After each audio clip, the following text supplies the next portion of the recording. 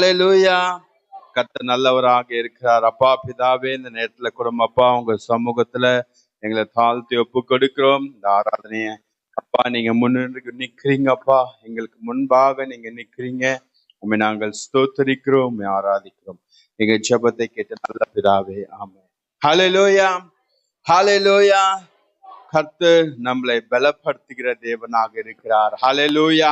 அவர் சமூகத்தில் நம்ம ஆராதிக்கும் போது we are careful in the presence of God. கர்த்தருடைய சமூகத்தில் ஜாக்கிரதையோடு கவனத்தோடு நம்ம கர்த்தரை ஆராதிக்கும் போது கர்த்தர் அந்த மனுஷனை மகா பராக்கிரமசாலியாக மாற்றுகிறார். ஹல்லேலூயா, ஹல்லேலூயா.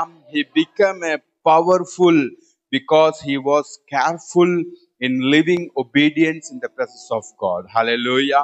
அவன் ஒரு சக்திசாலியாக பவர்ஃபுல் மனுஷனாக மாறும்னா தேவனோட பிரசன்னத்தில் நம்ம ஒழுங்காக அவரை ஆராதிக்கும் போது, அவரை துதிக்கும் போது, அவர் பிரசன்னத்தில் உண்மையாக அவரை சேவிக்கும் போது. ஹல்லேலூயா. இப்போது கூட ஆராதனைக்குள்ளாக போலாம்.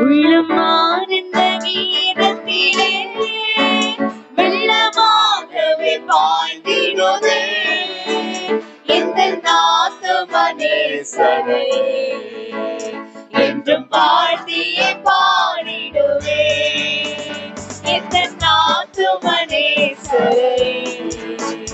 என்றும் வாழ்த்தியே பாடிடுவே. உள்ளமானந்த கீதத்திலே பாவபாரம் நிறைந்தவராய் பல நாட்களாய் நான் அலைந்தேன். அந்த வார சிலுவையிலே எந்த பாரங்கள் சுமந்தவரே, பாவபாரம் நிறைந்தவராய் பல நாட்களாய் நான் அலைந்தேன். அந்த வார சிலுவையிலே எந்த பாரங்கள் சுமந்தவரே. உள்ளமானந்த கீதத்திலே வெள்ளமாகவே பாய்ந்திடுவே, இந்த நாத்துமனேஸ்வரே என்றும் வாழ்த்திய பாடிடுவே, இந்த நாத்துமனேஸ்வரே என்றும் வாழ்த்திய பாடிடுவே. உள்ளமானந்த கீதத்திலே மலை போன்றது சோதனையில் மகிமன் அவர் கைவிடாரே. கல்வாரியின் அன்பினிலே கனிவோடு அழைத்திடுவார். மலை போன்றது சோதனையில் மகிமன் அவர் கைவிடாரே. கல்வாரியின் அன்பினிலே கனிவோடு அழைத்திடுவார். உள்ளமானந்த கீதத்திலே வெள்ளமாகவே பாய்ந்திடுவே, எந்த நாத்துமனேஸ்வரே என்று வாழ்த்திய பாடிடுவே, இந்த நாத்துமனேஸ்வரே என்று வாழ்த்திய பாடிடுவே. உள்ளமானந்த கீதத்திலே உலகம் முடியும் வரைக்கும் உந்தனோடு இருப்பேன் என்றவர் வாங்க மாறினான் நேசரையே.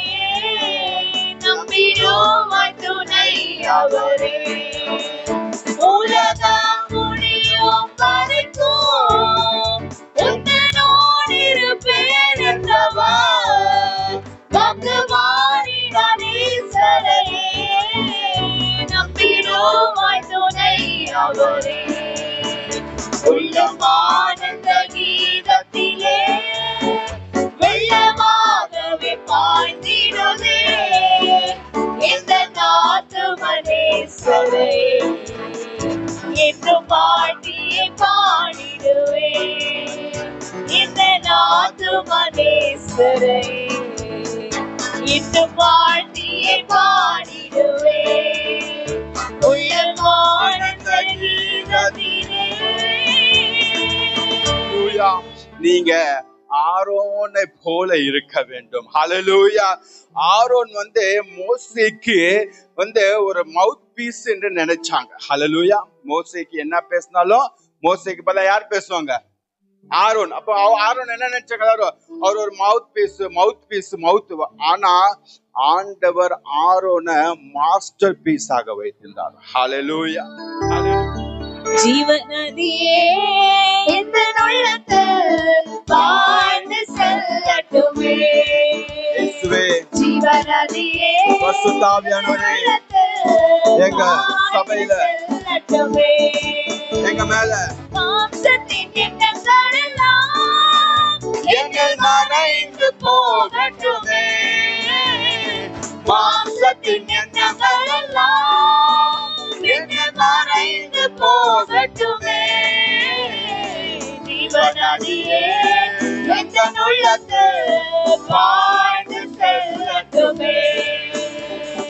ஜீவநதியே எந்த உள்ளத்தில் பாய்ந்து செல்லட்டுமே. உலர்ந்த எலும்புகள் எல்லாம் என்னில் ஒரு காற்று எழும்பட்டுமே. உலர்ந்த எலும்புகள் எல்லாம் என்னில் ஒரு காற்று எழும்பட்டுமே. ஜீவநதியே எங்கள் உள்ளத்தில் பாய்ந்து செல்லட்டுமே. இயேசுவே, ஜீவநதியே பரிசுத்த ஆவியானவரே, எங்க சபையில எங்க குடும்பத்துல நீங்க பாய்ந்து செல்லுங்க. வீர பகுதி எல்லாம் என்னில் பலனாக மாறட்டுமே. எங்களுக்கு பலவீனங்கள் பலவீன பகுதி எல்லாம் என்னில் பலனாக மாறட்டுமே. ஜீவநதியே எங்கள் உள்ளத்தில் பாய்ந்து செல்லட்டுமே. ஜீவநதியே எங்கள் உள்ளத்தில் பாய்ந்து செல்லட்டுமே. கனி கொட மரங்கள் எல்லாம் என்னில் கனிகள் கொடுக்கட்டுமே. கனி கொட மரங்கள் எல்லாம் என்னில் கனிகள் கொடுக்கட்டுமே. ஜீவநதியே எங்கள் உள்ளத்தில் எங்க சபையில் ஜீவநதியே எங்கள் உள்ளத்தில் பாய்ந்து செல்லட்டுமே. ஆவியின் வரங்களினால் என்னை அபிஷேகம் செய்திடுமே. ஆவியின் வரங்களினால் என்னை அபிஷேகம் செய்திடுமே. ஜீவநதியே எங்கள் உள்ளத்தில் பாய்ந்து செல்லட்டுமே. ஜீவநதியே எங்கள் உள்ளத்தில் பாய்ந்து செல்லட்டுமே. ஜீவநதியே எங்கள் உள்ளத்தில் பாய்ந்து செல்லட்டுமே. ஜீவநதியே எங்கள் உள்ளத்தில் பாய்ந்து செல்லட்டுமே. ஜீவநதியே எங்க உள்ளத்தில் நீங்க பாய்ந்து கொடுத்தீங்க. பரிசுத்த ஆவியானவரே, தொடர்ந்து எங்க வழி நடத்துங்க, எங்களை ஆசீர்வதிங்கப்பா. தேவ பிரசன்னத்தால் எங்க மூடி மறைங்கப்பா. இயேசுவின் நாமத்தினால் ஜெபிக்கிறோம் நல்ல பிதாவே, ஆமென். ஹalleluya, ஹalleluya, ஹalleluya. உங்க பக்கத்துல பார்த்து சொல்லுங்க, நீங்க ஒரு மவுத் பீஸ் இல்ல, நீங்க மாஸ்டர் பீஸ். சொல்லுங்க ஹalleluya, ஹalleluya. சொல்லுங்க, உங்க பார்த்து சொன்னீங்களா? ஹalleluya. இவனை மட்டும் மாஸ்டர் ஆயிக்கிட கூடாது, இவனை மவுத் பீஸாவே வச்சிருக்கணும்ன்றீங்களா? பக்கத்துல பார்த்து இல்ல இல்ல. ஹalleluya. நீங்க நெக்லெக்ட் பண்ணாலும் கர்த்தர் நெக்லெக்ட் பண்ண மாட்டார். ஹalleluya. Please be seated. God bless you. ஹalleluya. கர்த்தருடைய நாமம் மகிமைப்படுவதாக. மீண்டுமா தேவன் எனக்கு இந்த கிருபையை கொடுத்ததுக்காக நான் தேவனுக்கு நன்றி செலுத்துகிறேன். இந்த சான்ஸை எனக்கு கொடுத்த பாஸ்டருக்கும் நான் நன்றி சொல்கிறேன். கர்த்தர் உங்களோடு கூட இடைப்படுவாராக. நம்ம ஒரு வசனத்தை வாசிக்கலாம். யோவேல் எழுதின புஸ்தகம் 3வது அதிகாரம் 10வது வசனம். யோவேல் 3:10.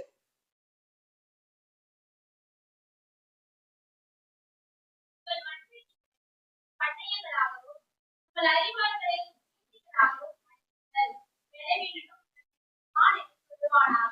பலவீனனும் தன்னை பலவான் என்று சொல்வானாக. என்கிட்ட நான் ஆண்டவர்கிட்ட பேசுறதுக்கு என்ன அப்படின்னு சொல்லி நான் கேட்டுட்டே இருக்கும்போது ஆண்டவர் எனக்கு கொடுத்த வார்த்தை இதுதான். நான் ஆண்டவர்கிட்ட கேட்டேன், 1க்கு 2 தடவை 3 தடவை நிறைய தடவை கேட்டேன். கேட்டு கேட்டு கேட்டு ஆண்டவர் எனக்கு இந்த காரியங்களை சொல்லி கொடுத்தாரு. இது இன்னைக்கு இல்ல, பல வருஷங்களுக்கு முன்னாடி ஹோம்செல் மீட்டிங்ல ஆண்டவர் சொன்னது. அப்ப ரொம்ப சின்ன காரியமா ஒரு 5-10 நிமிஷம் காரியத்துல அந்த காரியங்களை சொல்லி கொடுத்தாரு. நேத்து அதை ரொம்ப பெருசா ஏன் எதனால அதுக்கு நாம என்ன பண்ணணும் அப்படின்றதெல்லாம் விளக்கமா விலாவாரியா சொன்னார். நான் திரும்பவும் ஆண்டவர்கிட்ட கேட்டேன், இதுதான் நான் சொல்லணுமா, இங்க இதுதான் நான் பேசணுமா, எனக்கு கன்ஃபார்ம் பண்ணுங்க, எனக்கு நீங்க இதை தீர்க்கமுமா திட்டமுமா எனக்கு இதை வெளிப்படுத்தி கொடுங்க அப்படின்னு சொல்லி நான் கேட்டேன். கேட்டப்போ ஆண்டவர் எனக்கு அதை வெளிப்படுத்தியும் கொடுத்தாரு. இன்னைக்கு ஆராதனையில ஆரம்பிக்கும் போது ஃபர்ஸ்ட் ஸ்டார்ட் பண்ணும்போது ஜோசப் சொன்னார் ஒரு வார்த்தைய, நம்மள தேவன் பலப்படுத்துறாரு அப்படி சொல்லி. நடுவுலயும் சொன்னாரு கர்த்தர் பலமுள்ளவரா இருக்கிறாரு அப்படின்னு சொல்லி. நிறைய இடங்கள்ல இந்த காரியங்களை இன்னைக்கு இந்த வார்த்தையின் மூலமா அந்த தீர்க்க தரிசனமா அந்த வார்த்தைகள் எல்லாம் என்னோடு கூட பேசினது, என்னோட கூட பேசின நான் தேவனிடத்துல இருந்து கற்றுக்கொண்ட அந்த காரியங்களை உங்க கூட நான் இன்னைக்கு ஷேர் பண்ணிக்கிறேன். கர்த்தர் ஆசீர்வதிப்பாராக. 1 கொரிந்தியர் 1வது அதிகாரம் 27வது வசனம். 1 கொரிந்தியர் 1:27.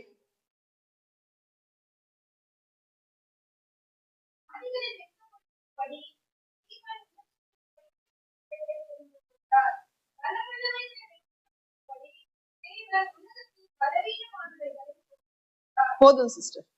பலவீனம் உள்ளவர்களை வெட்கப்படுத்தும்படிக்கு பலவீனர்களை தேவன் தெரிந்து கொண்டார். நீங்க எல்லாம் நம்புறீங்களா? நீங்க எல்லாம் பலவீனவர்கள்? ஸ்தோத்திரம். ரொம்ப வேகமா அவங்க ஆமா சொன்னாங்க. அவங்க அதை நிறைய இடத்துல ஃபீல் பண்ணிருக்காங்க. நான் ஃபீல் பண்றேன், இப்பவும் ஃபீல் பண்றேன், நான் பலவீனம் தான்.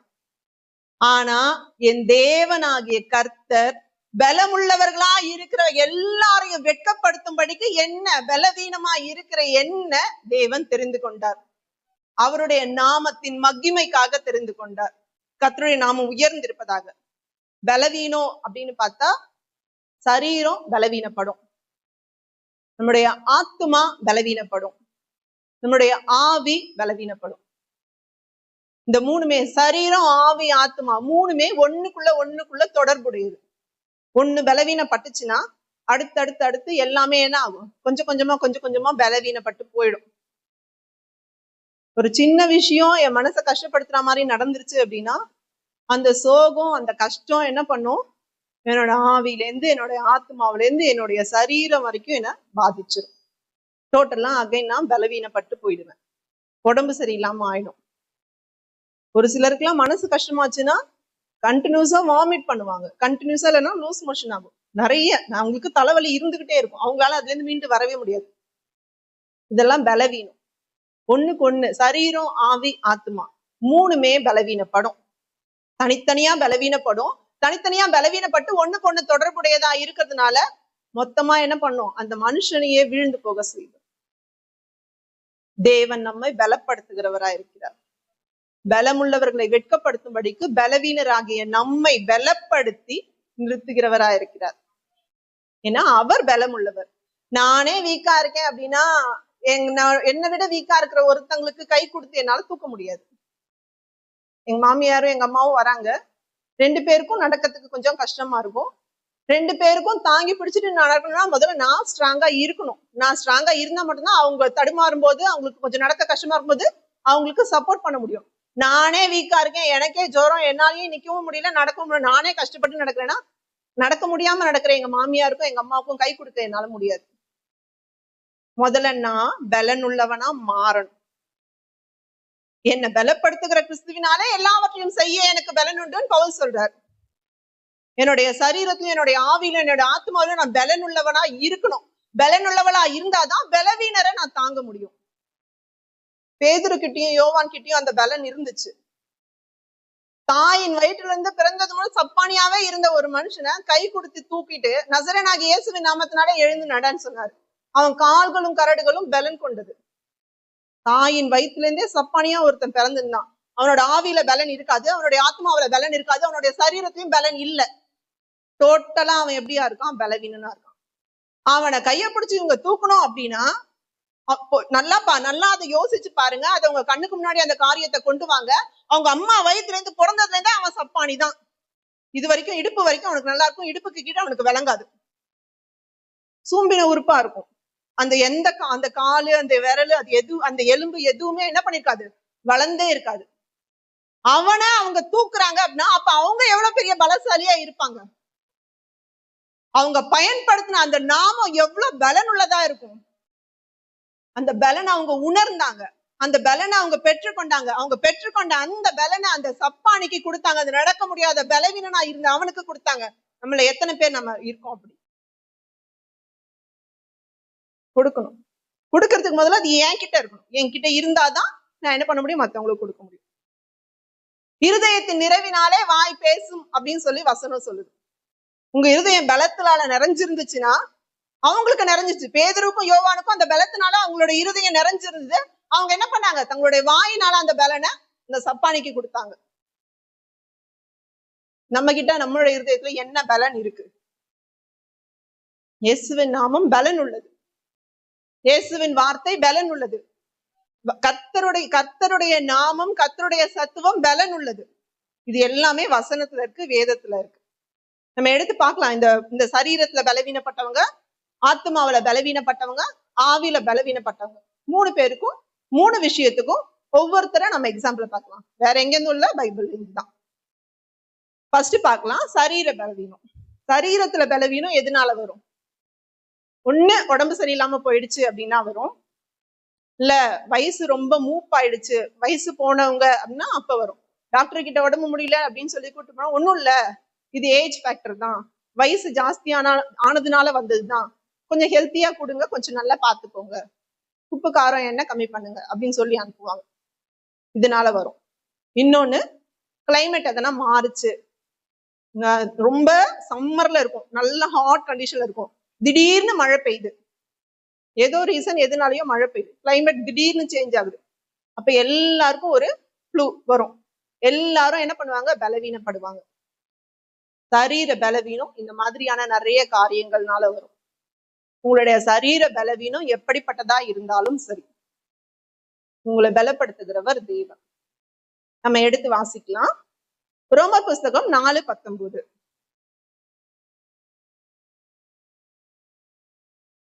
ரோமர்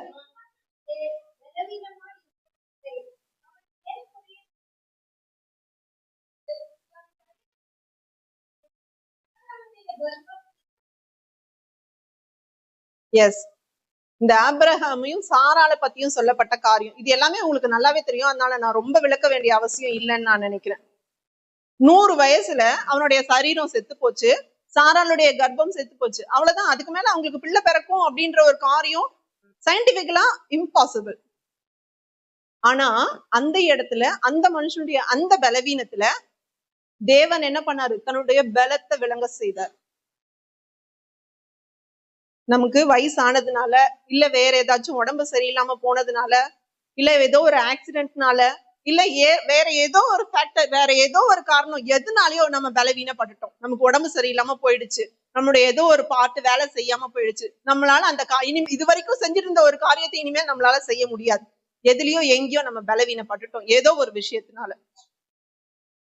ஆனா ஆண்டவராக இயேசு கிறிஸ்துவால நம்ம பலப்படுத்த முடியும். நம்புறீங்களா? 100 வயசுல ஆபிரகாமுக்கும் சாராளுக்கும் பிள்ளைய கொடுக்க முடியும் அப்படின்னா, இப்ப நமக்கு இருக்கிற பலவீனத்தை ஆண்டவராக இயேசு கிறிஸ்துவால நிச்சயமா மாற்ற முடியும். கர்த்தருடைய நாமம் மகிமைப்படுவதாக. முன்னாடியே நம்ம அதை பார்த்தோம். அந்த அப்போஸ்தலர் புஸ்தகம் 3ஆவது அதிகாரம் 7வது வசனத்துல இது இருக்கு. அந்த சப்பானி ஏதோ ஒரு ஃபேக்டர், ஏதோ ஒரு காரணம், அம்மா வயிற்றுல இருந்து பிறந்ததுல இருந்தே அவனோட உறுப்புகள் வேலை செய்யல. அவனுடைய அந்த பலவீனத்தை அந்த இடத்துல அவங்க மாத்துறாங்க.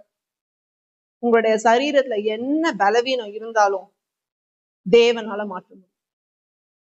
இந்த பலவீனம் மாறணும் அப்படின்னா நம்ம கிட்ட ஏதாச்சும் ஒண்ணு வேணும்ல, ஏதோ ஒண்ணு, அதாவது நம்ம அப்படின்னு சொல்லி உங்களுக்கு ஒண்ணு கொடுக்குறேன்னா வாங்கறதுக்கு அவங்க அங்க ரெடியா இருக்கும். தேவன் நம்மளை பலப்படுத்த ரொம்ப ரெடியா இருக்காரு. தேவன் அதுல வாஞ்சி உள்ளவரா இருக்கிறார். ஏன்னா அவர் எப்படியா இருக்கிறாரோ அப்படியே நாமளும் இருக்கணும்னு சொல்லி அவர் ஆசைப்படுற ஒரு நல்ல தகப்பனா இருக்கிறார். நான் பரிசுத்தர், நீங்களும் பரிசுத்தராயிருங்கள். நான் பூரண சர்க்குணனாயிருக்கேன், நீங்களும் சர்க்குணம் உள்ளவர்களாயிருக்கு. இது தேவன் விரும்புற காரியம். நான் அன்புள்ளவரா இருக்கேன், நீங்களும் அன்புள்ளவர்களா இருக்கு. இது ஆண்டவர் எதிர்பார்க்கிறாரு, ஆண்டவர் ஆசைப்படுறாரு நம்ம கிட்ட. தேவன் பலனுள்ளவரா இருக்கிறாரு, நம்மளையும் ஆண்டவர் என்ன படுத்துறாரு? பலப்படுத்த விரும்புகிறார். நம்ம கிட்ட இருக்க வேண்டிய காரியம் என்ன? விசுவாசம். ஆபிரகாம் கிட்டயும் சாராள் கிட்டயும் என்ன இருந்துச்சு? விசுவாசம்.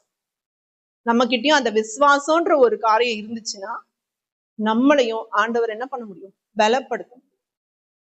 நம்மளுடைய பலவீனத்துல தேவனுடைய பலன் பூரணமா விளங்கும். ஆண்டவர் எனக்கு இதை சரி பண்ணி கொடுத்துருவாரு, ஆண்டவர் எனக்கு இந்த காரியத்தை சரி பண்ணிடுவார். என்னோட இந்த உடம்பு சரியில்லாம போனதை ஆண்டவரால சரி பண்ண முடியும். என்னோட உறுப்பு இந்த உறுப்பு வேலை செய்யாம போனதை தேவனால சரி பண்ண முடியும். என்னோட உடைஞ்சு போன இந்த காலை தேவனால சுகப்படுத்த முடியும். என்னால எழுத முடியாம போன என்னுடைய இந்த விரலை தேவனால சரி பண்ண முடியும். என்னவா வேணாலும் இருக்கட்டுமே, பலவீனம் எப்படிப்பட்டதா இருக்கட்டும், உங்களுடைய சரீரத்துல உங்க தலையிலேருந்து கால் வரைக்கும், அடிப்பாதம் வரைக்கும், உச்சந்தலையிலேருந்து உள்ளங்கால் வரைக்கும் இருக்கிற எந்த வித பலவீனமா இருந்தாலும் அதை சுகப்படுத்த, அதை பலப்படுத்த ஆண்டவராக இயேசு கிறிஸ்துவால முடியும். நம்பினீங்களா? அந்த பலன் உங்களுக்கு உண்டாயிருக்கும். உபாகம புஸ்தகம் 34வது அதிகாரம் 7வது வசனம். 34:7.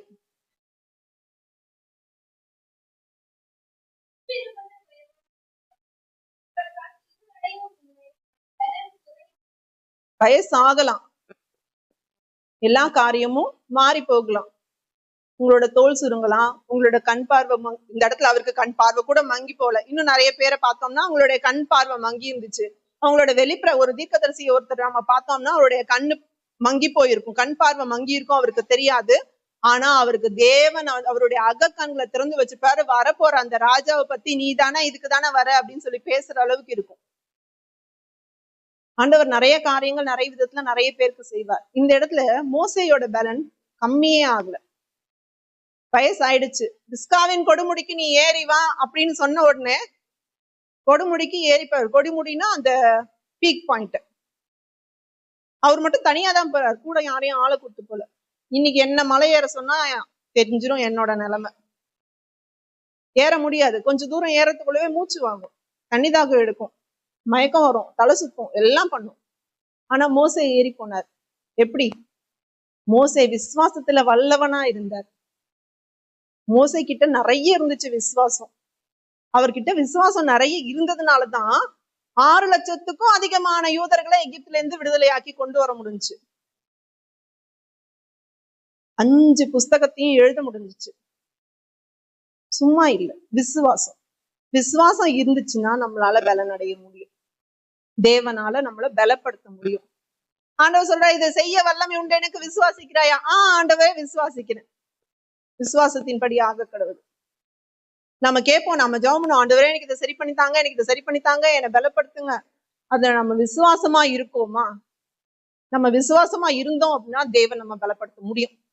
நமக்கு அந்த சந்தேகம் இருந்துச்சுன்னா நம்மளால பெற்றுக்கொள்ள முடியாது. ஏன்னா வசனம் சொல்லுது, சந்தேகப்படுகிறவன் காற்றினால் அடிபடுகிற கடலின் அலைக்கு ஒப்பா இருக்கிறான், அவன் தான் கர்த்தரிடத்திலிருந்து எதையாகிலும் பெற்றுக் கொள்ளலாம் என்று நினையாதிருப்பானாக. உங்களுக்கு சந்தேகம் இருந்துச்சு, உங்களுக்கு டவுட் இருந்துச்சு, செய்வாரா மாட்டாரா அப்படின்னு நீங்க யோசிச்சீங்கன்னா நிச்சயமா ஆண்டவரால பலப்படுத்த முடியாது. ஆபிரகாம் கொஞ்சம் கூட தன்னுடைய சரீரம் செத்து போனதையோ சாராளுடைய கர்ப்பம் செத்து போனதை பத்தியோ யோசிக்கவே இல்லை.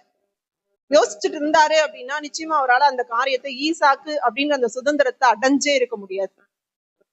அந்த பலன் அவங்களுக்கு கிடைச்சே இருக்காது. இஸ்ரவேல் அப்படின்ற ஒரு சந்ததியை உருவாக்கி இருக்கவே முடியாது. முற்பிதாக்களின் தகப்பனா, விசுவாசிகளின் தகப்பனா ஆபிரகாம் நின்னே இருக்க முடியாது, சாராள் நின்னே இருக்க முடியாது. உங்களுடைய சரீர பலம் எதுவா இருந்தாலும் அதுல இருந்து நீங்க மீண்டு வரணும்னா உங்களுக்கு தேவையான ஒரே ஒரு காரியம் விசுவாசம் மட்டும்தான். நம்ம பார்க்கலாம், ரோமர் புஸ்தகம் 8வது அதிகாரம், ரோமர் இல்ல, நெகேமியா 8வது அதிகாரம் 10வது வசனம். நெகேமியா 8:10.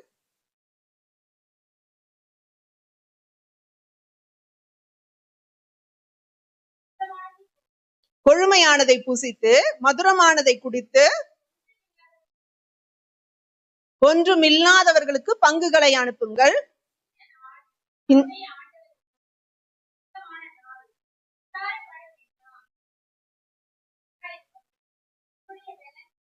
எஸ், நீங்க விசுவாசமா இருக்கணும், நல்லா சாப்பிடணும், சந்தோஷமா குடிக்கணும். நீங்க சாப்பிடுற சாப்பாடை எத்தனை பேர் சந்தோஷமா சாப்பிட்டுருப்பீங்க? எல்லா நேரமும் அப்படி நம்ம சாப்பிடுவோமான்னு பார்த்தா கிடையாது. நிறைய டைம் அது நமக்கு பிடிக்காது, எரிச்சலா இருக்கும், கோவப்படுவோம், தலையெழுத்தேன்னு சாப்பிடுவோம். ஆனா வசனம் சொல்லுது, சந்தோஷமாய் புசித்து மகிழ்ச்சியோட குடித்து இல்லாதவங்களுக்கும் கொடுங்க. கர்த்தருக்குள் மகிழ்ச்சியா இருப்பதே உங்கள் பலன் அப்படின்னு இந்த வசனம் சொல்லுது. உங்களுடைய சரீரம் உங்களுக்கு பலன் உள்ளதா இருக்கணும்னா நீங்க சந்தோஷமா சாப்பிடணும். உணவே மருந்து அப்படின்னு எல்லாரும் சொல்றாங்க.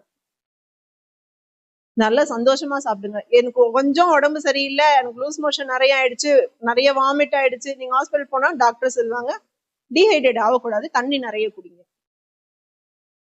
வசனம் சொல்லுது சந்தோஷமாய் புசித்து மகிழ்ச்சியோட குடித்து. நம்மளால அதை செய்ய முடியுதா? அதை செஞ்சு இல்லாதவங்களுக்கும் கொடுத்துட்டு கர்த்தருக்குள்ள சந்தோஷமா இருந்தோம் அப்படின்னா நம்ம பலன் உள்ளவர்களா இருப்போம். விசுவாசத்தோட இந்த காரியத்தை நம்ம செய்யணும். எனக்கு நாளைக்கு சாப்பிட்றதுக்கு எனக்கு இதுக்கு வேணும் அப்படின்னு சொல்லி நான் இப்ப எடுத்து வச்சுக்கிட்டு என்கிட்ட இல்லைன்னு சொல்லி கேட்கறவங்களுக்கு இல்லைன்னு சொல்லக்கூடாது. நாளைக்கு சாப்பிட்றதுக்கு உங்களுக்கு தேவன் தருவார், இன்னைக்கு அவங்களுக்கு இல்லை, நீங்க கொடுங்க. போறதுக்கு டிக்கெட்டுக்கு நான் செஞ்சிருக்கேன் இந்த காரியத்தை. என் கையில இருக்கும் அப்பெல்லாம் நிறைய என் கையில காசு இருக்காது.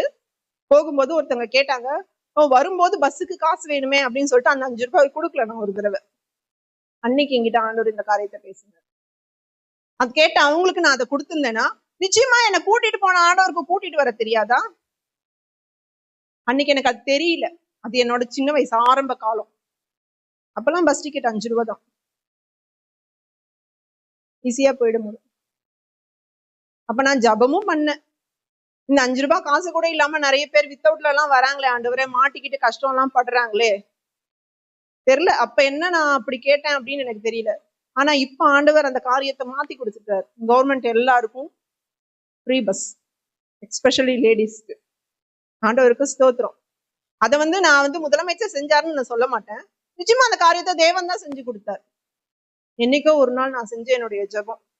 உங்களுடைய எந்த ஒரு ஜெபத்தையும் தேவன் கேட்காம விடுறதே கிடையாது. அதுக்கு பதில் இன்னைக்கு கிடைக்குதோ, நாளைக்கு கிடைக்குதோ, 4 வருஷம் கழிச்சு கிடைக்குதோ தெரியாது. ஆனா நிச்சயமா அதற்கான பதில் கிடைக்கும். இன்னைக்கு நான் ஒரு மாமரத்தை வச்சேன்னா அதோட கனியை நான் நாளைக்கு நான் புசிப்பேனான்னு கேட்டா புசிக்க முடியாது. நிச்சயமா என்னோட பிள்ளைங்க அந்த கனியை புசிப்பாங்க. நீங்க ஜபிக்கிற ஜபமும் அப்படிதான். எல்லா ஜபமும் ஒரே மாதிரியான உங்களுக்கு பதில கொண்டு சேர்க்காது, கொடுக்காது.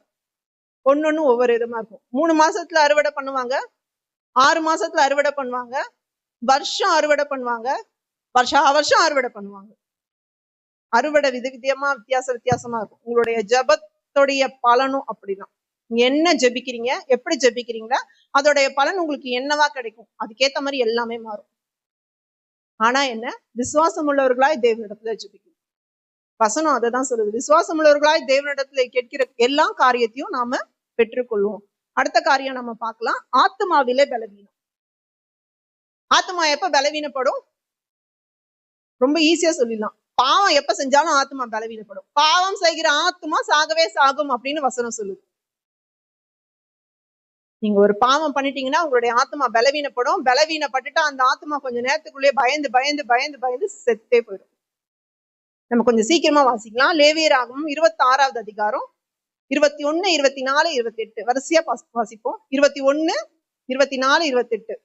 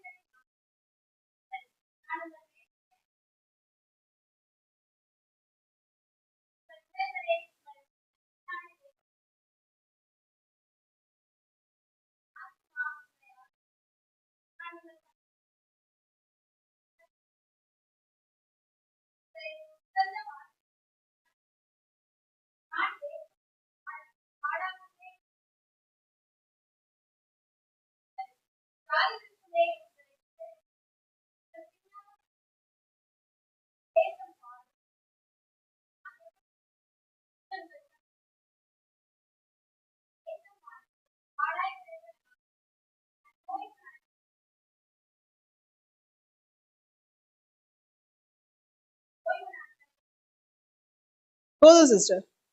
26வது அதிகாரம் 37வது வசனம்.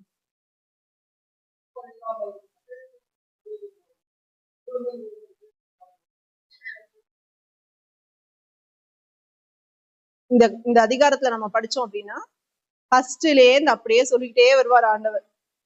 நீ பாவம் செஞ்ச, நான் உன்னை இப்படி தண்டிச்சேன். நீ பாவம் செஞ்ச, அதனால நான் இந்த பட்டயத்தை அனுப்பினேன். நீ பாவம் செஞ்ச, அதனால உனக்கு இந்த சாபத்தை நான் கொடுத்தேன். நீ பாவம் செஞ்ச. பாவம் செய்யற எல்லா இடத்தையும் தேவன் தண்டிக்காம விடவே மாட்டார். அந்த 37வது வசனத்தை சொல்லியிருப்பாங்க, துரத்துவார் இல்லாம நீ ஓடுவ, உன்னுடைய சத்துருக்களுக்கு முன்பாக நிற்க உனக்கு பலன் இருக்காது. நம்ம பாவம் செஞ்சோம் அப்படின்னா நமக்கு பலனே இருக்காது. ஆனா வசனம் சொல்லுது, சங்கீத புஸ்தகம் 23வது, சத்துருக்கள் முன்பாக எனக்கு ஒரு பந்தியை ஆயத்தப்படுத்தி என் தலையை எண்ணெயினால் அபிஷேகம் பண்ணுகிறேன். ஆனா நாம பாவம் செஞ்சோம்னா சத்துருக்களுக்கு முன்பா நம்மளால நிற்க முடியாது. சாப்பாட்டு டேபிள் எல்லாம் உட்கார்ந்துருப்பாங்க, ஆனா இந்த இடத்துல நம்மளால நிக்கவே முடியாது. நின்னாதானே எந்திரிச்சு டேபிள் சேர்ல உட்கார முடியும். பலன் இருக்காது. பாவம் செஞ்சா நமக்கு பலவீனம் தான்.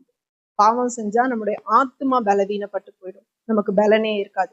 சங்கீதம் 31வது அதிகாரம் 10வது வசனம், அக்கிரமத்தினாலே என் பலன் குறைந்து போயிற்று. சங்கீதம் 31:10. யோசுவா புஸ்தகம் 14வது அதிகாரம் 11வது வசனம், காலேப் சொல்றாரு இந்த இடத்துல. யோசுவா 14:11 எடுத்து வாசியுங்கள்.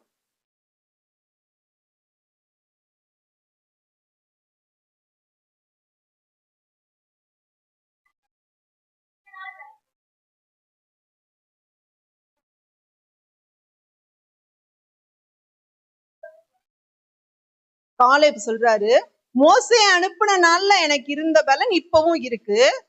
யுத்தத்துக்கு போக்கும் வரத்துமா இருந்தப்ப அப்ப எனக்கு இருந்த அதே பலன் இப்பயும் இருக்கு. நான் போறேன் சண்டைக்கு, யோசுவா என்ன அனுப்பு. காலேப் கிட்ட பாவம் இல்லை.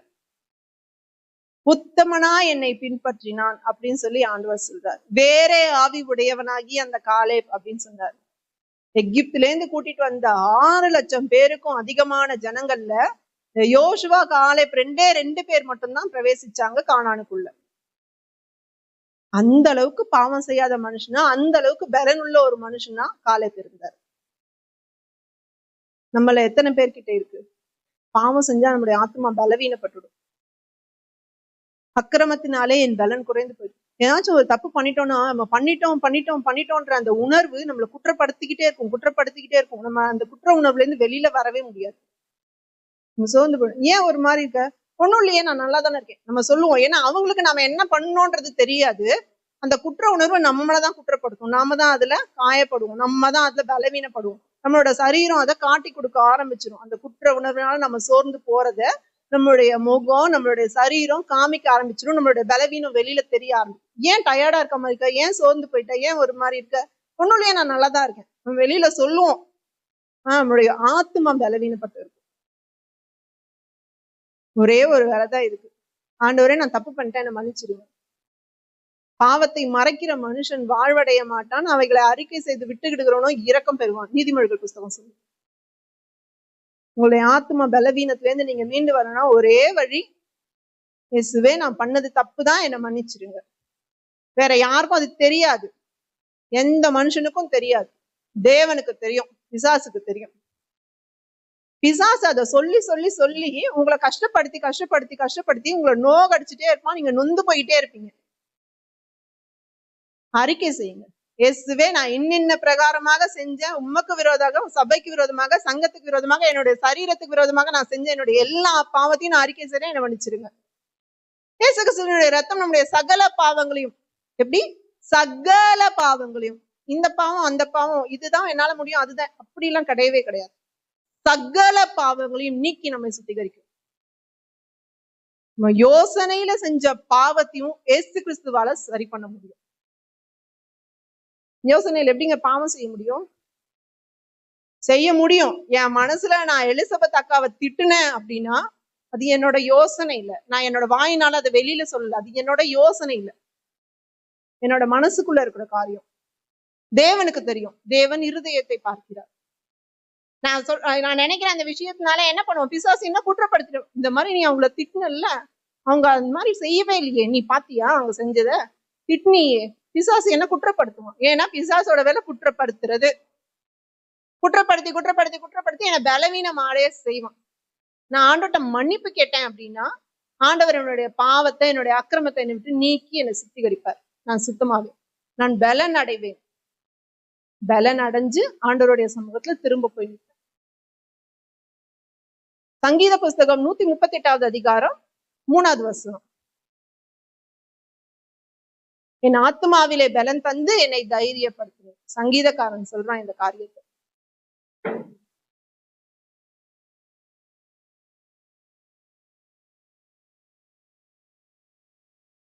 ஆத்மாவிலே பலன் தந்து தைரியப்படுத்தினேன். எப்போ? நான் கூப்பிட்ட நாளிலே. நீங்க கூப்பிடுங்க, ஆண்டவரே எனக்கு உதவி செய்யுங்க, ஆண்டவரே நான் தப்பு பண்ணிட்டேன் என்னை மன்னிச்சிருங்க, கூப்பிடுங்க. கூப்பிட்ட நாள்ல ஆண்டவர் என்ன பண்ணுவார், உடனே மறு உத்தரவு கொடுப்பார். ஏன்னா தேவனுக்கு காது கேட்கும். அப்புறம் போகிறவர் போல காணப்பட்டார், ஆனாலும் அந்த எம்மாவூர் சீஷர்கள் பேசிக்கொண்டு வந்த காரியங்களை தேவன் கேட்டுக்கிட்டு தான் இருந்தார். தேவனுக்கு காது கேட்கும். நடந்து போனார், போய்கிட்டே இருந்தார், கடந்து போனார். ஆனாலும் அந்த சப்பானி கூப்பிடுற, அந்த பிச்சைக்காரன் கூப்பிடுறது, அந்த குருடன் கூப்பிடுற, தாவீதின் குமாரனே இறங்கும், ஆண்டவர் கேட்டார். தேவன் கேட்பார், கேட்டுக்கொண்டே இருப்பார். நீங்க கூப்பிடுங்க, ஆண்டவரே என்னை மன்னிச்சுங்க, எனக்கு உதவி செய்யுங்க, நீங்க அவரை பார்த்து கூப்பிட்டீங்கன்னா உங்க ஆத்மாவில தேவன் பலன் தருவார். முதல்ல நாம பார்த்தோம், விசுவாசத்தினாலே உங்களோட சரீரம் பலப்படும்னு. தேவனை நோக்கி கூப்பிடும் போது, ஆண்டவர்கிட்ட பாவ அறிக்கையை செய்யும் போது, இந்த இடத்துல நம்ம பாக்குறோம் உங்களுடைய ஆத்மாவிலே தேவன் பலன் தருகிறவரா இருக்கிறார். இதுக்கு ஒரு எக்ஸாம்பிள் நாம பார்க்கணும்ல. நியாயாதிபதிகள் புஸ்தகம் 16வது அதிகாரம் 19வது வசனம் 28வது வசனம். 19, 28.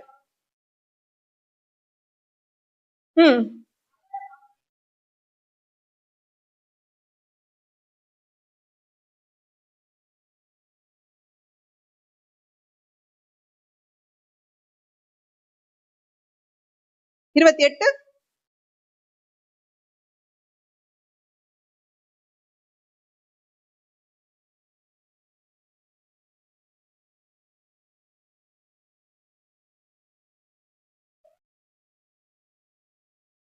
போதும். இந்த காரியமும் நம்ம எல்லாருக்குமே நல்லாவே தெரியும். சிம்சோன் செஞ்ச பாவம் என்ன? கண்களின் இச்சை, மாமிச இச்சை. போனான் தெலீலாள் கிட்ட, போச்சு, எல்லாம் போச்சு. அவன் போச்சு, அவன் செஞ்ச அந்த பாவமான அந்த காரியத்தினால அவனுடைய பலன் போயிடுச்சு. நீங்க செஞ்ச பாவத்தினால உங்களுடைய பலன் உங்களை விட்டு போயிடும். சிம்சோன் கேட்டார் அந்த 28வது வசனத்துல, ஆண்டவரே ஒரு விசை என்னை பலப்படுத்தும். ஆமா, அவன் தப்பு பண்ணிட்டான், திரும்பவும் ஆண்டவர்கிட்ட தான் போனான். நாம தப்பு பண்ணிட்டோம், திரும்பவும் நம்ம யார்கிட்ட தான் போனோம்னா ஆண்டவர்கிட்ட தான் போனோம். இயேசு கிட்ட தான் நீங்க வரணும். இயேசு கிட்ட போய், இயேசுவே நான் மன்னிச்சுட்டேன், நான் பாவம் பண்ணிட்டேன், என்னை மன்னிச்சிருங்க அப்படின்னு நீங்க கேட்டீங்கன்னா ஆண்டவர் உங்களை மன்னிச்சிடுவார். உங்களுடைய ஆத்மாவில பலன் தருவார். அவன் கிட்ட என்ன பலன் இருந்திருக்கும்? குருடனா ஆக்கிட்டாங்க, சங்கிலியில கட்டி வச்சிருக்காங்க, அத்தனை நாள் அவனை மாவரைக்க வச்சாங்க, அவனை இத்தனை நாள் பண்ணின பெலிஸ்தியரோட அத்தனை காரியங்களையும் அழிச்சு போட்டதுக்காக எவ்வளவு ஆத்திரமும் வெறுப்பும் எரிச்சலும் கோபமும் அவன் மேல இருந்திருக்கும். சிம்சன் மேல தின்றதுக்கு சாப்பாடு கொடுத்துருப்பாங்களா என்ன? செக்கரைக்க வச்சாங்க, கண்ணை குருடாக்கிட்டு அவனுக்கு என்ன மருந்தா போட்டிருப்பாங்க? அந்த குருட்டு கண்ணுக்கு அழுகி இருக்கும், புண்ணா இருக்கும், அதுல இருந்து சீழ்வடியும், அதுல இருந்து ரத்தம் அடியும், அது நாத்தம் அடிக்கும். அவனுக்கு எவ்வளவு வேதனையா இருக்கும் யோசிச்சு பாருங்க. அப்ப அவனுடைய ஆத்மா எந்த அளவுக்கு சோர்ந்து போயிருக்கும், எந்த அளவுக்கு பலவீனப்பட்டிருக்கும். அவன் மனம் திரும்புறான், அவனுடைய காரியத்துல மனம் திரும்பினான். அவன் என்ன தப்பு பண்ணுனான்ற உணர்வு அவனுக்கு வந்துச்சு. அவன் ஆண்டவர்கிட்ட கேட்டான், ஆண்டவரே எனக்கு உதவி செய்யும், ஒரு விஷயம் என்னை நினைத்தருளும், என்னை பலப்படுத்தும். ஆத்மாவுல பலன் தந்தா. அவ்வளவு நாள் சோறு தண்ணி இல்லாம இருந்த அவனுக்கு, அவ்வளவு நாள் செக்கிழுத்த அவனுக்கு அந்த பலன் எங்கேருந்து வந்திருக்கும்? அந்த ஆத்மாவுல தேவன் கொடுத்த பலன், அந்த ஆவியில தேவன் கொடுத்த பலன் அவனோட சரீரத்துல கிரியை செஞ்சுச்சு. அந்த ரெண்டு துணையும் ஒரு சேர இழுத்தான். உயிரோட இருக்கும்போது அவன் பெலிஸ்தியர்ல எத்தனை பேரை கொண்டானோ அதை விட அதிகமான பேரை அந்த இடத்துல அவன் சாகும்போது கொண்டான். அதுதான் ஆத்மாவுல தேவன் தர பலன். அதுதான் உங்க பாவ மன்னிப்புக்கு தேவன் கொடுக்குற அந்த பலன். நம்ம மனம் திரும்புவோம், மன்னிப்பு கேட்போம், தேவன் நமக்கு பலன் தருகிறவரா இருப்பார். அடுத்த காரியம் நம்ம பார்க்கலாம், ஆவியிலே பலவீனம். ஆவி பலவீனப்படுமா? வசனம் சொல்லுது ஆவி உற்சாகம் உள்ளதுதான், ஆனா ஆவி பலவீனப்படும். அதே வசனத்துல நீங்க படிச்சீங்கன்னா தெரியும், முறிந்த ஆவி யாரால் தாங்கக்கூடும்? ஆவி பலவீனப்பட்டுருச்சு அப்படின்னா ஒண்ணுமே பண்ண முடியாது. ஆத்மா பலவீனப்பட்டாலும் ஒரு சகோதரி வராங்க, பேசுறாங்க, சொல்றாங்க, கொஞ்சம் விசுவாசம் அடையும். உடம்பு சரியில்லாம ஆகுது, நம்மளுடைய சரீரத்துல பலவீனமா வருது, ஓகே நம்ம ஹாஸ்பிட்டல் போறோம், டாக்டரை பாக்குறோம், ஓகே நல்லதா ஃபுட்ஸ் எடுத்துக்கிறோம், கொஞ்சம் பலவீனம் வரும். ஆனா ஆவி முறிஞ்சு போச்சுன்னா போனதுதான், நம்மளால மீண்டு வரவே முடியாது. ஏன்னா ஆவி கர்த்தர் தந்த தீபமா இருக்கிறது அப்படின்னு வசனம் சொல்லுது. நம்மள ஆண்டவரோடு கூட இணைக்கிற ஒரே ஒரு காரியம் ஆவிதான். அந்த ஆவியை தான் தேவன் உயிர்ப்பிக்கிறார். அந்த ஆவியை உயிர்ப்பித்த பிறகுதான் நம்ம என்ன பண்றோம், ஜீவாத்மாவா மாறுறோம். நமக்குள்ள ஆண்டவராகிய இயேசு கிறிஸ்து பரிசுத்த ஆவியானவர் வந்து வாசம் பண்ணுகிற இடமா நம்ம மாறுறோம், தேவனுடைய ஆலயமா மாறுறோம். அந்த ஆவி பலவீனப்பட்டு போச்சு, அந்த ஆவி செத்து போச்சுன்னா டோட்டலா முடிஞ்சிருச்சு. இதுக்கு ஒரு ஆள் நம்ம பார்க்கணும்ல, நம்ம பார்க்கலாம். பவுல் எடுத்துக்கலாம். அப்போஸ்தலர் புஸ்தகம் 2வது அதிகாரம் 12:9. தப்பா சொல்லிட்டேன்னு நினைக்கிறேன். 2 கொரிந்தியர் புஸ்தகம் 12வது அதிகாரம் 9வது வசனம்.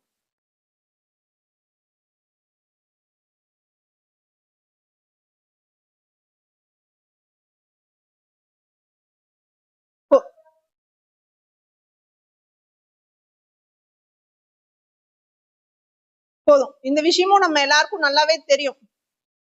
இந்த ஆவி பலவீனப்படுறதுக்கு நான் எக்ஸாம்பிளா எடுத்த ஆளு நம்மளுடைய பவுல். ஆவி எப்ப பலவீனப்படும் அப்படின்னா, நம்மளுடைய ஆவியை பலவீனப்படுத்துறது பிசாஸ்.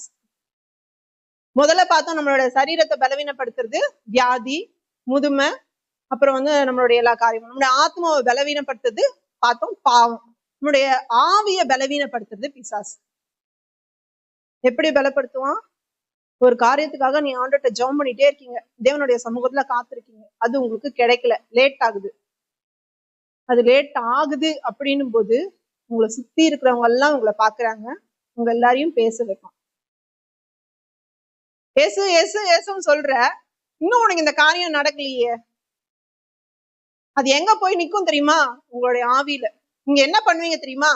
கொஞ்ச நாள்ல அப்படியே, ஏன் ஆண்டவரை நீங்க செய்யல, கேள்வி கேட்க ஆரம்பிப்போம். எனக்கு இதை பண்ணிருக்கலாம்ல, எனக்கு பின்னாடி வந்தவங்க தானே ஆண்டவரே, அவங்களுக்கு இந்த ப்ரமோஷன் நீங்க எப்படி கொடுத்தீங்க, எனக்கு ஏன் நீங்க தரல? அவன் படிக்கலையா ஆண்டவரே, என்னை விட அவன் கம்மியா தானே படிச்சான், நான் இவ்வளவு நேரம் படிச்சேனே, என்னை விட அவன் எப்படி நிறைய மார்க் வாங்கினான். நம்ம என்ன பண்ணுவோம், கேள்வி கேட்க ஆரம்பிப்போம். நம்மளுடைய ஆவி அங்க பலவீனப்பட ஆரம்பிக்கும். பவுல் ஆண்டவர்கிட்ட ஜெபம் பண்ணார், ஆண்டவரே எனக்கு இந்த காரியத்தை சரி பண்ணித்தாங்க, சரி பண்ணித்தாங்க, சரி பண்ணித்தாங்க. வேதம் சொல்லுது 3 முறை அப்படின்னு சொல்லி, நிச்சயமா 3 முறை தான் ஜெபிச்சிருப்பாரு. அவர் சொல்றாரு, இதை குறித்து நான் மேன்மை பாராட்டுவேன் அப்படின்னா, அப்ப அது லைஃப் லாங் அவருக்கு இருந்தேதான் இருக்கும்னு நான் நினைக்கிறேன். அந்த பலவீனம் அது சொல்லப்பட்டிருக்கும், சாத்தானால் கொடுக்கப்பட்ட முள். நம்மளை வேதனைப்படுத்துறது, நம்மளை பலவீனப்படுத்துறது, நம்ம ஆவியை சோர்ந்து போக செய்யறது சாத்தானுடைய வேலை, பிசாசோட வேலை.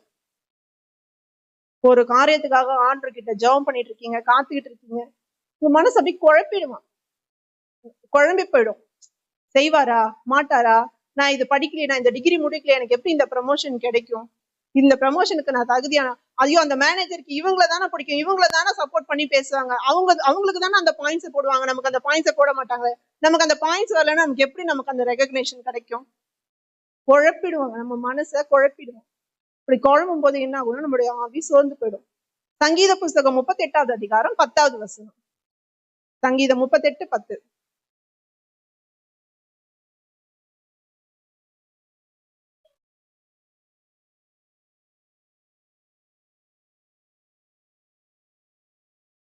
உள்ளம் குழம்பி அலையும் போது, நடக்குமா நடக்காதா, கிடைக்குமா கிடைக்காதா நான் யோசிக்கும் போது என்னுடைய பலன் போயிடும்.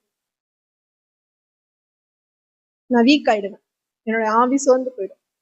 என்னுடைய ஆவி சோர்ந்து போச்சுன்னா நான் முறுமுறுக்க ஆரம்பிப்பேன். ஆண்டவர்கிட்ட தர்க்கம் பண்ண ஆரம்பிப்பேன். ஆண்டவரை கேள்வி கேட்க ஆரம்பிப்பேன். ஆண்டவர் நம்ப மாட்டேன். விசுவாசத்துல விட்டுட்டு அவிசுவாசத்துக்குள்ள போயிடுவேன். அப்படி போக போக போக என்ன ஆயிடும், எனக்கு அந்த காரியம் வாய்க்கவே வாய்க்காது. ஒரு காரியத்துக்காக நம்ம தேவனுடைய சமூகத்துல காத்திருக்கும் போது நம்ம சோர்ந்து போயிடுவோம். அதனாலதான் வசனம் சொல்லுது, ஏசாயா புஸ்தகம் 40வது அதிகாரம் 30வது வசனம், கர்த்தருக்கு காத்திருக்கிறவர் புது பலன் அடைந்து. காத்திருக்கும் போது நம்முடைய ஆவி பலவீனப்படும். ஆனா தேவனுடைய சமூகத்துல நீங்க அதுக்காகவே காத்துக்கிட்டு அதுக்காகவே வெயிட் பண்ணிட்டு ஆண்டவர் தருவார்னு உட்கார்ந்துருந்தீங்கன்னா நிச்சயமா தேவன் புது பலனால் உங்களை நிரப்புவார். உங்களுடைய ஆவி உற்சாகம் முடியும். அப்ப என்ன பண்ணுவீங்க தெரியுமா? இன்னும் உயர. இது வரைக்கும் நான் 10 அடி நடந்தேன்னா அதுக்கப்புறம் நான் 20 அடியா நடப்பேன், 30 அடியா நடப்பேன். இது வரைக்கும் நான் 100 மீட்டர் ஓடினேன்னா என் ஆண்டவரை 400 மீட்டர் ஓட வைப்பார். புது பலன் மாறும். உங்களுடைய எல்லாமே டிரான்ஸ்ஃபார்ம் ஆகும். அதனாலதான் அந்த இடத்துல ஆண்டவர் யாரை கொண்டு போய் எக்ஸாம்பிளா காமிச்சாருன்னா கழுக காமிச்சார். அதால அவ்வளவுதான், 40 வயசோட அதோட ஆயுசு முடிஞ்சு போச்சு அப்படின்னு இருக்கிற அந்த டைம்ல அதுக்கு புது பலன் கிடைக்குது. அப்ப அது முன்னாடி இருந்ததை விடவும் அதிகமான உயரத்துக்கு பறக்கும். முன்னாடி இருந்ததை விடவும் அது பயங்கர சுறுசுறுப்பா இருக்கும். அதோட இறகுகள் எல்லாம் இளமையாக்கும். எக்ஸ்ட்ராவா அடிஷனலா இன்னும் என்ன பண்ணுவாங்க, அதுக்கு 30 வருஷம் கூட கொடுக்கும். நீங்க ஆண்டவருடைய சமூகத்துல காத்திருந்தீங்கன்னா உங்களுடைய பலன் அப்படியே ஆகும்.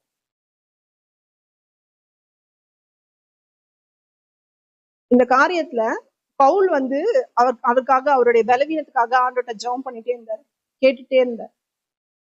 ஆண்டவர் என்ன தரேன்னு சொன்னாரு? கிருபையை தரேன்னு சொன்னார்.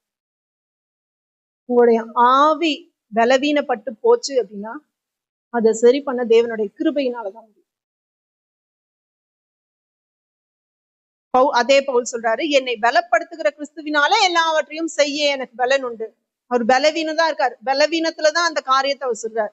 என்னுடைய பலவீனங்களை குறித்தே மேன்மை பாராட்டுவேன். ஏன்னா அதெல்லாம் தேவனுடைய கிருபை பூரணமா விளங்குகிறது. இதெல்லாம் வசனத்துல இருக்க. நீங்க அதை எடுத்து படிச்சீங்கன்னா உங்களுக்கு தெரியும். உங்களுடைய ஆவி சோர்ந்து போச்சு, உங்களுடைய ஆவி பலவீனப்பட்டு போச்சு அப்படின்னா ஆண்டவரே எனக்கு கிருபையை தாங்கன்னு கேளுங்க. இடத்துல கிருபையா இருங்க அப்படின்னு சொல்லுங்க. அப்படி நீங்க கேட்கும் போது ஆண்டவர் அளவில்லாம கிருபையை தருவார். கிருபை எப்படி கிடைக்கும்? 2 கொரிந்தியர் புஸ்தகம் 4வது அதிகாரம் 15வது வசனம் சொல்லுகிறது. எடுத்தவர்கள் வாசிக்கலாம். 2 கொரிந்தியர் 4:15. ஸ்தோத்திரத்தினாலே கிருபை பெருகும்.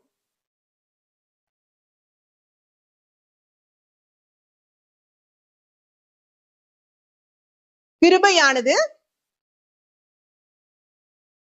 அநேகருடைய ஸ்தோத்திரத்தினாலே. நம்மளால சொல்ல முடியுமா? பவுல் சொன்னார், என்னுடைய இந்த பலவீனத்துக்காக நான் கர்த்தரை துதிக்கிறேன், என்னுடைய பலவீனத்துக்காக நான் கர்த்தரிடத்துல மேன்மை பாராட்டுறேன். வியாதி வரும்போது, நமக்கு பலவீனம் வரும்போது நம்ம தேவனிடத்துல சொல்ல முடியுமா? பிரச்சனை வரும்போது ஆண்டவரே இந்த பிரச்சனைக்காக ஸ்தோத்திரம்னு சொல்ல முடியுமா? யோபு சொன்னார், கர்த்தர் கொடுத்தார், கர்த்தர் எடுத்தார், கர்த்தருக்கு ஸ்தோத்திரம். நம்மளால சொல்லிட முடியுமா? நாம ஸ்தோத்திரம் பண்ணணும். ஸ்தோத்திரம் பண்ணும் போது தேவனுடைய கிருபை அந்த இடத்துல நமக்கு அதிகமா கிடைக்கும். ஸ்தோத்திரத்தினாலே கிருபை பெருகும்படிக்கு. ஸ்தோத்திரம் செய்தலே தகும், அப்படிதான் வசனம் சொல்லுது. யோபு அதைதான் செஞ்சார். இது எல்லாத்தையும் அனுபவிச்சேன், தேவனுடைய கரத்துல இருந்து நன்மை எல்லாம் அனுபவிச்சேன், நாம இதையும் அனுபவிக்க கூடாதா? ஒரு சின்ன பிரச்சனைக்கே நாம ஏன் அவ்வளவு சோர்ந்து போகணும்? ஸ்தோத்திரம் எனக்கு ஆண்டவரே இந்த பிரச்சனைக்காக ஸ்தோத்திரம். நம்மளால சொல்ல முடியுமா? நிறைய டைம் சொல்லவே முடியாது.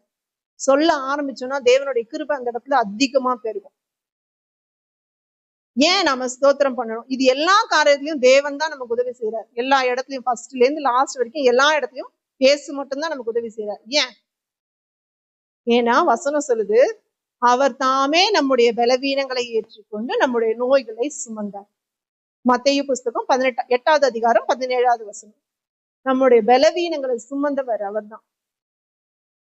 என்ன சுமந்தவருக்கு, என்னுடைய பலவீனங்களை பார்த்தவருக்கு தான் என்னால எனக்கு உதவி செய்ய முடியும்.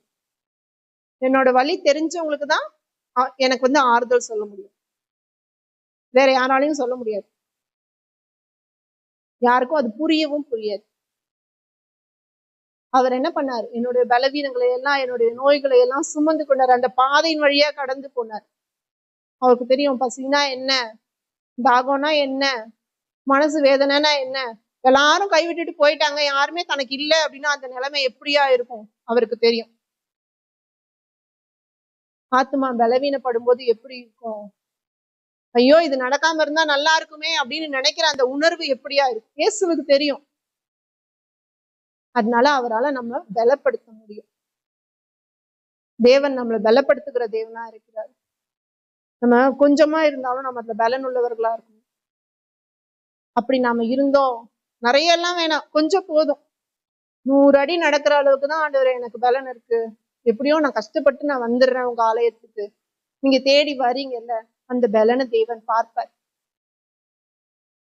தேவன் காண்கிற தேவனா இருக்கிறார். அந்த கொஞ்சமா நீங்க செய்யற அந்த ஒரு சின்ன அந்த விஷயத்தை ஆண்டவர் பார்த்து உங்களை ஆசீர்வதிப்பார். வெளிப்படுத்தின விசேஷம் வெளிப்படுத்தின விசேஷம் 3வது அதிகாரம் 8வது வசனம்.